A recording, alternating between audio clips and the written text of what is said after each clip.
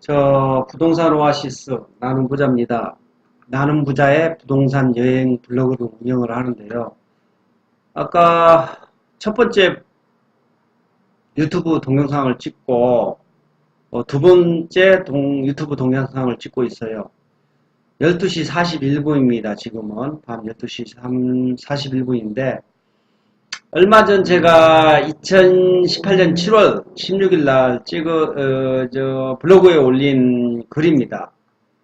블로그 글은 뭐였냐면은 무슨 광고를 이렇게 공포 마케팅을 이용하나요? 이렇게 제목을 썼는데요. 왜 이걸 썼냐면은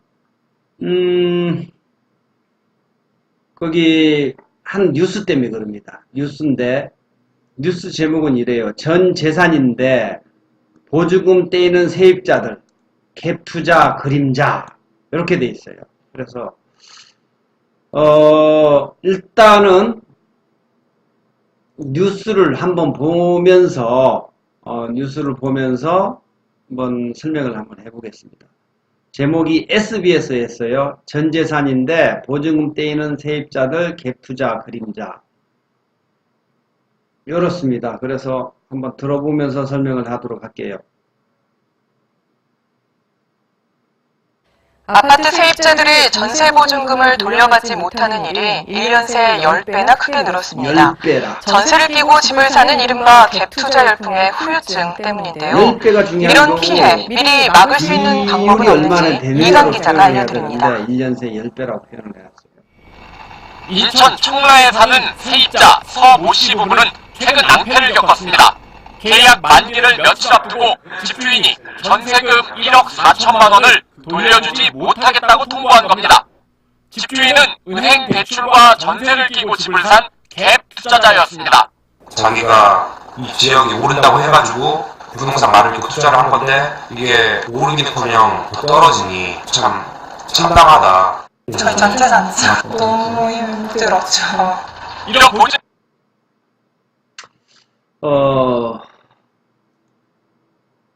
그래서 제가 청락걸 지금 최근에 만기가 된다면 2년 전에 샀을 거잖아요. 그래서 제가 청라 신도시예요. 지금 청라 신도시라서 내가 청라 신도시 걸 한번 직방으로 찾아봤거든요. 그런데 보면은 2년 전부터 지금까지 보면은 25%, 14% 오르고 2%, 11%, 1%, 1.4% 이렇게 올랐어요. 평균적으로 다. 그 다음 15%, 8%, 12%, 21% 이렇게 다 올랐어요. 보면은. 그리고 여기 보니까는 1.9% 떨어진 거 하나 있네요. 1.9% 떨어진 게 하나 있고. 이걸 한번 클릭 한번 해볼게요. 청라, 한라, 비발디네요.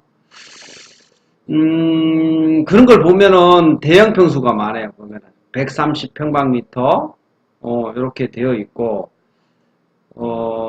가격도 1.9% 같으면은 정말 얼마 안 떨어졌죠. 왼쪽으로 좀 넘어가 보겠습니다. 요게 프리미엄이 좀 붙었거든요. 이거 미분양에다가 프리미엄이 붙었는데 한참.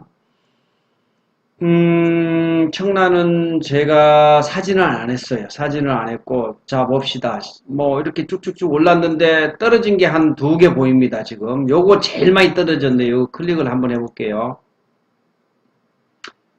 클릭을 한번 해보면은, 127, 146, 131, 요 정도로 돼 있는데, 살짝 떨어졌습니다. 2년 전보다.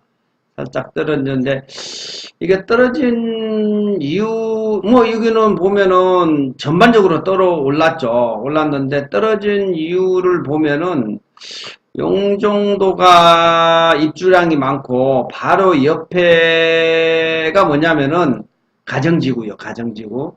가정지구인데, 가정지구 입주가 좀 터졌죠, 그죠? 가정지구 입주가 터지다 보니까,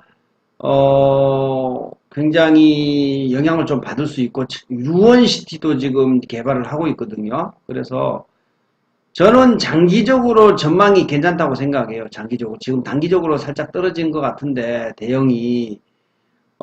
저는 여기 인천 가정지구를 하나 투자해놨다가, 입주 정도 돼가 프리미엄을 받고 팔았습니다. 전세 돌리면은 더 오를 줄 알지만은 저는 이제 전세금이 좀 약해서 판 거예요. 전세금이 투자금이 조금 많이 드니까. 그래서 저는 그래요. 이 청라가 전반적으로 올랐거든요. 전반적으로 올랐는데 뻘겋잖아요. 뻘겋는데 그 중에서 몇 개가 좀 빠졌잖아요. 몇 개 빠지고, 그거 빠진 걸 보면은 소형이 아닌 대형만 살짝 빠졌거든요. 그 빠진 것 가지고 마치 전국이다, 서울이나 어디나 전국이다 지금 보증금이 떼이고 갭투자의 그림자에서 세입자들이 위험하다, 요렇게 SB에서 일괄적으로 표현한 게 상당히 표현이 잘못됐다고 생각을 해요. 물론 이런 경우도 있을 수 있겠죠. 이런 경우도 있을 수 있는데 지금 보면은 은행 대출은 2억 1천이고 전세는 1억 4천 했고 본인 돈은 3억 5천만 원 들어갔는데, 집값이 그래서 본인 돈 3억 3천5백만 원 들어갔는데 지금 제가 표현은 이렇게 들어가고 나서 지금 현재 금액은 아닌 것 같아요. 그게 아닌 것 같고, 전반적으로 이 블로그를 쓰니까 이거는 몇 년 정도 했는지 내가 체크를 한번 해봐야 됐고, 대형이 지금 빠졌다 한들 좀 길게 보면 저는 또 오를 수 있는 여지는 있다고 생각합니다. 옛날에 제가 이런 거 있었죠. 요 위에 보면은 갭투자 때문에 전세금보다 매매금보다 전세값이 더 비싼 동네 하면서 TV에 막 나온 적이 있었어요. 그 아파트 단지가 찍어서 말한 게 종합 SK였거든요. 종합 SK인데 그때 당시가 2년, 내가 블로그도 그때 썼었지 싶은데 한 3년 전? 2004년 정도? 5년 6, 7, 6년 정도였다. 6년 정도. 6, 7, 8. 한 5년에서 6년 사이인데, 그때 매매가보다 전세가가 더 비싼 아파트 하면서 뉴스가 대단히 떠들면서 그때도 세입자가 위험하다 이렇게 막 뉴스가 나왔었어요. 실제로 내가 그 이후에 이 아파트 갔었는데 투자자들 몇 명 몰렸거든요. 그 뉴스가 위험한 이렇게 공포 마케팅을 이용했는데, 그럼으로써 사람들이 정말 무주택들이 집을 안 사서 안타까웠는데, 그리고 나서 이 아파트를 만약에 샀다 하면은 요 정도니까 평당 가격이 이마에 올랐죠. 올랐죠. 전세가는 안 오르지만 매매가가 올랐잖아요. 끌어밀어 올렸잖아요. 똑같다고 생각해요. 요거 실질적으로 매매가보다 전세가가 더 비쌀 수는 없어요. 단지 매스컴에서 어떤 걸 끌어내려서 이렇게 비교를 했냐면은 로얄동 로얄층의 전세 가격하고 그 다음에 동향 안 좋은 저층의 수리 하나도 안 된 그 매매가를 비교 분석해 가지고 매매가보다 전세가가 더 비싸다 요즘 아파트, 그래서 세입자들 위험하다 이렇게 공포 마케팅을 이용했어요.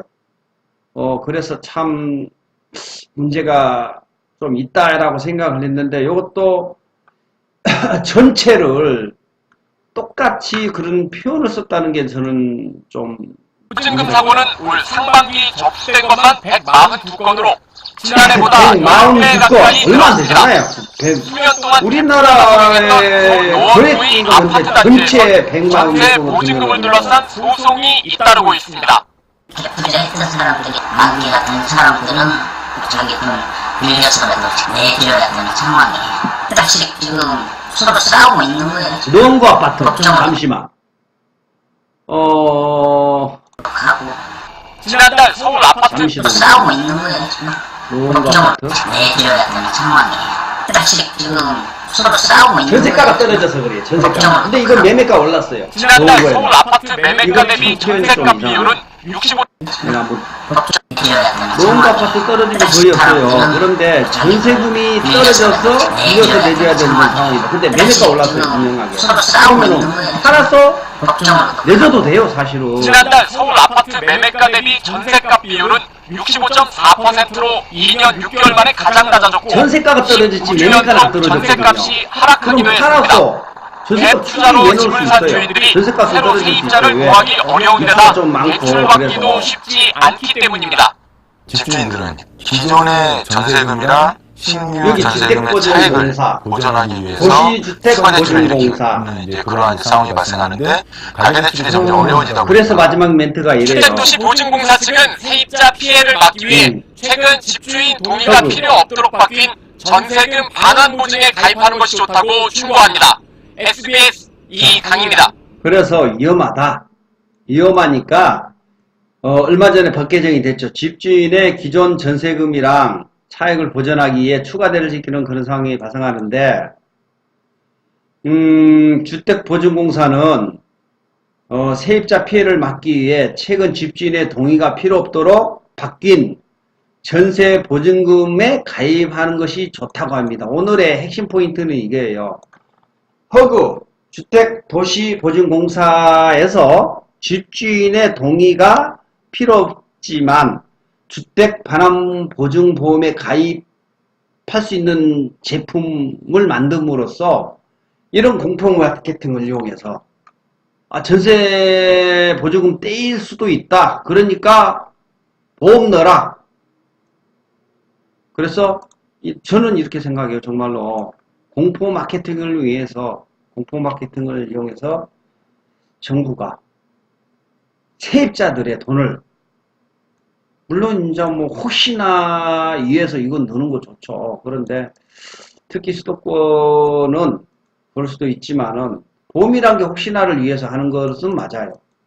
그렇지만은 모두가 다 그런 것처럼 이렇게 표현을 해서 결국은 허그에 전세금 반환 보증 보험을 광고하고 있는 거 아닌가 이런 의심을 좀 제가 원래 또 의심이 많아요. 그래서 그런 짜집기 공포 마케팅 결국은 부동산을 통해 허그 전세금 반환 제도를 이용하라는 광고에 갭투자 무서움의 광고 마케팅 짜깁기 뉴스다. 이렇게 제가 블로그를 올렸었어요. 그래서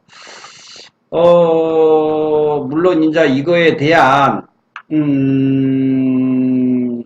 반발도 있겠죠. 반발도 있겠지만은 이거 보세요. 내가 노원구 이거 서울 건데 특히 노원구도 많이 올랐거든요. 노원구 여기로 노원구가 없네. 자, 노원구 한번 봅시다.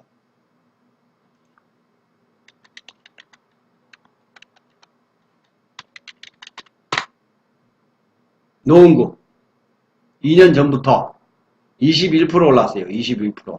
다른 데보다 이거 학군하고 이런 게 있어서 굉장히 많이 올랐거든요. 딱 2년 전부터 21% 올랐어요. 전세가 떨어져서 전세를 내줘야 된다. 안 파니까. 왜? 중과세 지역이잖아. 서울이요.